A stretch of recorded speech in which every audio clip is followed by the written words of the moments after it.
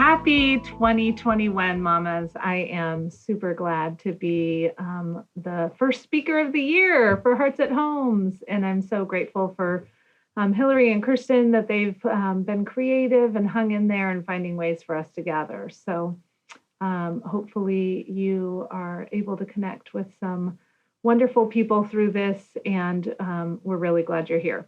My name is Kristen Valerius. I'm a child psychologist. I work with kids and families and teenagers and own Sunstrom Clinical Services, which is a group psychology practice. We service families from like young children on up through geriatrics. So we cover the full lifespan and have about 18 providers that do various different services. And in addition, I'm a mom of 3 kids. So I have an 11-year-old, a 14-year-old, and a 17-year-old. And it seems like a heartbeat away that I was in your shoes. So with your age children, but it definitely moves by. So here we are. Like I said, it's an honor to be talking to you. And the topic that I was asked to talk about today is taking care of ourselves during such a crazy time, taking care of us moms. What do we do to get through this and to deal with some of the stress that we're under? And the first thing I want to say, which maybe isn't the best speech to give you, but the first thing I want to say is that this is really hard and that a lot of our go-to recommendations as women, as humans, from a psychology standpoint, the things we talk about regarding coping tools, so many of those are not available. And so even in terms of my job, as I work with families, a lot of the things that we would typically recommend, they're so much more difficult now in terms of gathering social support and getting together. And so it really is hard to make it through this. And for some of you, this will be an encouragement to know you're not alone. For others of you, it will be like, give me something more. So I'll try and have a couple tips there. But I first want you to know that if you have struggled over the last 9 or 10 months, and even prior to that, you are in good company. I really think that moms have borne the biggest brunt of this virus. We know our kids are suffering. We know our teens are suffering. We really recognize that among those who don't have resources to work from home and things of that nature, that it's been tough. And on people of color, it has been even harder. But I think that the role of mom, of keeping everyone okay, and the challenge that has been, the rhythms that were changed so much for most of those of us who are momming, that has meant that we've borne a big, big piece of the burden. And across my caseload, I do see people struggling. I see moms, though, more than anything. I see you, mama. I see you holding on, sometimes just trying to figure out how to get by, how to not let your own irritability flare up, try and be there for your kids, be there for your spouse, all those different things. And I think it's really a hard burden. And so if that's been wearing on you and you're feeling depleted and empty, or you're feeling sad or depressed or angry or just tired and bored, all of those things are so expected. They are normal, and that it's okay, and that it will pass, and we are going to get through this. But there isn't a magic answer of how to make this feel all right, because it's not all right, right? What we're going through, all of the political tension, all of the difficulty of having conversations, all of the difference of opinions regarding masking or not masking, and kids going back to school and not going back to school, like all of the tensions around racial inequality, and seeing some of the things of our country that are heartbreaking, that break the heart of God, all of the fear for getting sick, or not having fear, but being frustrated that other people are afraid. It's just been a lot. So I just want you to embrace yourself and embrace the side effects that are showing up as saying that you are fearfully and wonderfully made by God. Your children are fearfully and wonderfully made by God. And when these emotions pop up and these feelings pop up, they are part of how God intended our bodies and our emotions to give us data that we are going through something difficult. So that being said, like I said, I've sat with many a mom in their garage, in their car, trying to do therapy sessions about what they're going through. And that's the only place they can find a moment's peace. And even then they'll have people popping up in the windows and whatnot. So moms are struggling. And so some of the things that we have been trying to focus on, I'm going to have maybe 4 things that I'll just touch on. And then as you meet in your small groups, in person or virtually, you can maybe unpack some of these ideas, what means more, or just get to know each other and relate about this super hard phase.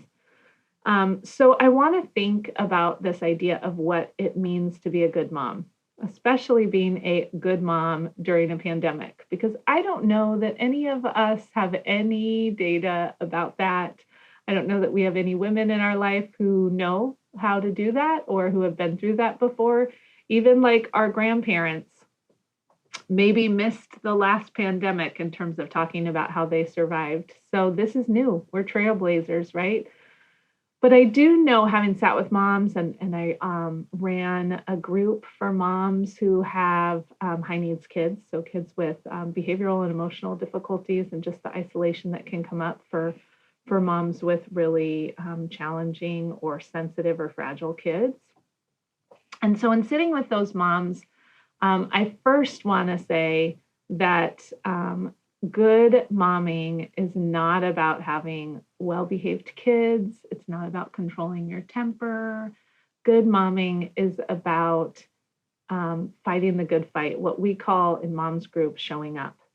So lots of days when we are doing our momming job, it's discouraging for one reason or another, because it's monotonous, or because that pile of laundry just gets the best of us and we can't face it, or because we can't keep the order that we want, or because we're trying to balance work and momming and we feel like we're not doing anything good, or because we are losing our temper and we're not acting the way that we want to, and we're not showing some of the things to our children that we believe God has for us.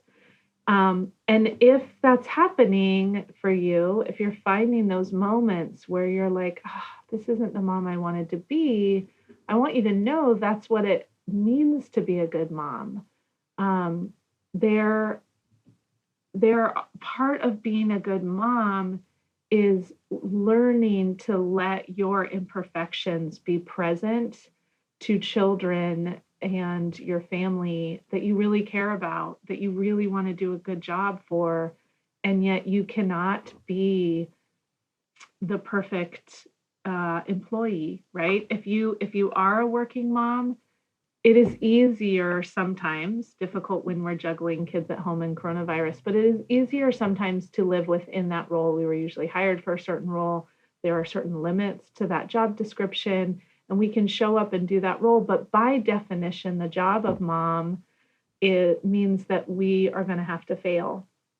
And it's actually important that we do fail, because our kids mess up all the time, right? They don't have good emotional regulation sometimes. They don't make wise choices. They do difficult things.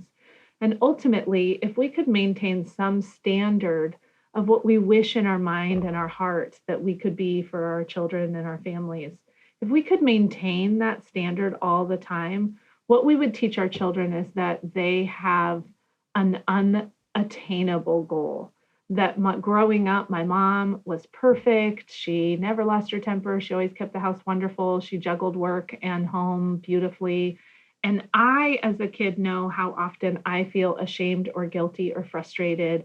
I know that I had tantrums and I snuck and I lied and I this and that, didn't do well in school and all that stuff. And so it would create this loop where your children cannot learn that their own imperfections are okay.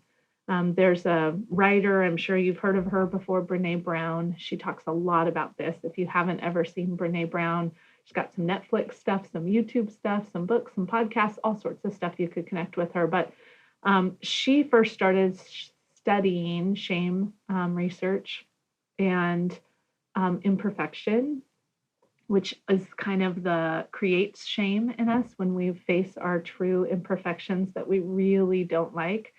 And what she discovered is that the imperfection is the key to belonging, intimacy, love, growth, because the people who truly know us, they don't just know this version of me that you're seeing in the screen.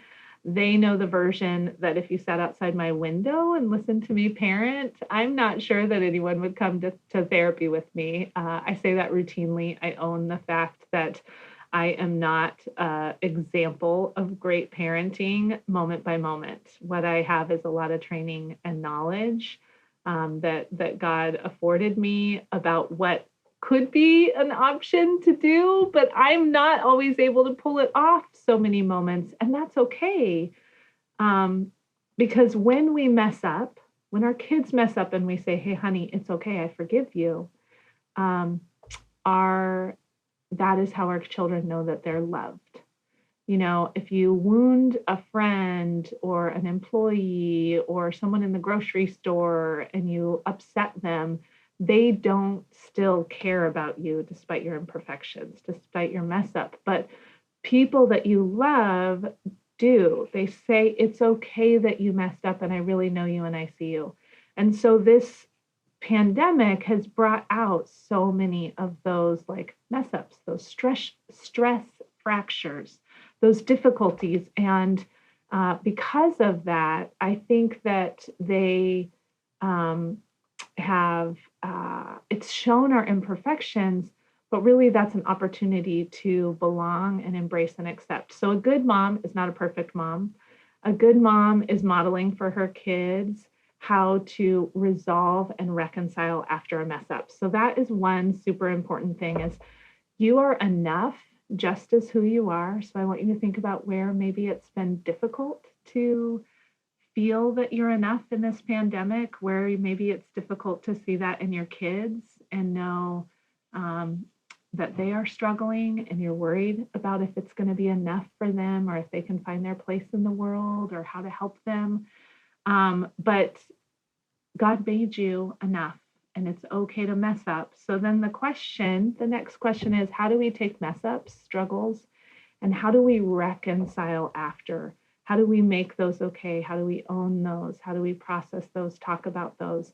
Because the mess ups are okay to happen, but we can use them to build closeness and intimacy and acceptance and belonging and forgiveness and grace. And ultimately, that's the gospel, right? That's what God did for us, is accept us though we were still sinners. So the other thing I want to think about, and we are almost out of time, so I'll be fairly quick on this, is good moms think about what play looks like for them. And play has been hard because some of the things that we would do for play that we're letting our kids go play and letting us get a breath are not available. But sometimes as grownups, we forget to play. We talk about self-care and relaxation and spa days and going for a walk and taking a moment of quiet, but we don't always talk about what is fun. And so I encourage you to maybe think about fun. Is it like dance party? Is it making a mess? Is it, just being silly, making silly faces? Is it Play-Doh? Is it making, going and seeing beauty and laughing? Is it, what is it that would be playful for you? Not just your kids, because if you're playful and having fun, there's a good chance they will see it as fun as well. But I don't think as adults we get permission to be playful very often. We think about other people's fun, but not always our own. So maybe amongst yourselves, you can brainstorm what is fun during this pandemic? How do we have fun? What can we do about that? So hopefully that gives you some things to talk about, and most of all to know that you are loved. You are a great mom, and God made you just as you are, and it's okay if you're struggling. It will end, and we're going to get through this, and you've done a fantastic job. Thanks.